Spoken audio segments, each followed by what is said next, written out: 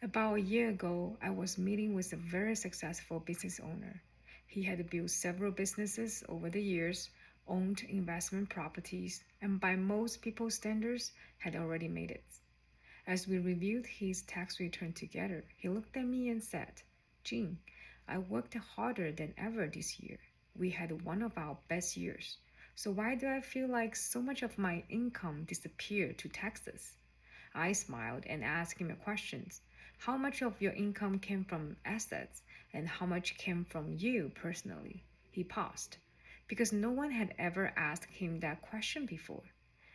And that conversation immediately reminded me of a famous quote from Warren Buffett.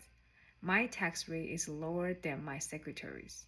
At first, that statement sounds unfair, but after years of working with businesses owners and high net worth families, I've learned something important. The wealthy don't simply make money differently, they structure money differently. Hi, I'm Jing Huang, a CPA and tax planner.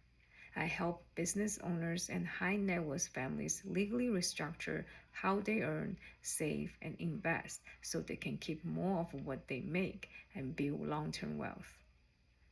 Over the years, I have noticed a pattern. The families that build lasting wealth are not necessarily the ones with the highest incomes. They're often the ones who understand how income flows and perhaps more importantly, where income flows. Going back to the same client, after the review of his tax returns, we found out almost all of his income flowed directly onto his personal tax return. And of course, as his income increased, so did his taxes. And the more successful he became, the more exposed he felt. Not because he did anything wrong, but because nobody had ever helped him think strategically about structure. Through planning, we started asking different questions. Which entity should earn the income? Should profits be distributed or reinvested? How do we protect assets from future risks? How do we prepare for the next generation?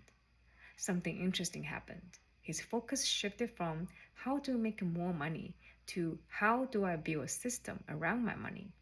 And in my experience, that's often when true wealth planning begins. This is what I think Warren Buffett was really talking about. When he said my tax rate is lower than my secretary's, he wasn't saying rich people don't pay taxes. He was pointing out that different types of income are taxed differently.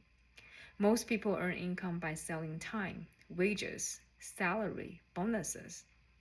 But many wealthy families earn income from businesses, investments, capital gains, real estate, ownership. The tax code in many ways rewards long term investment and capital formation, which means the question isn't simply how much do you make? The better question is how is your income generated? And after that, where does your income go? After years of advising families, I've realized something. The wealthiest clients rarely ask me, how do I pay less tax? Instead, they ask, will this structure still work in 10 years? What happens if something happens to me? Will my children be prepared?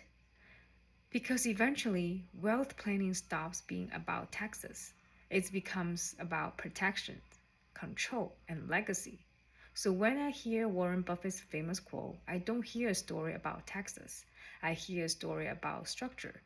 Because the biggest difference between income and wealth is this: income is what you earn, wealth is what you keep, protect, and pass on.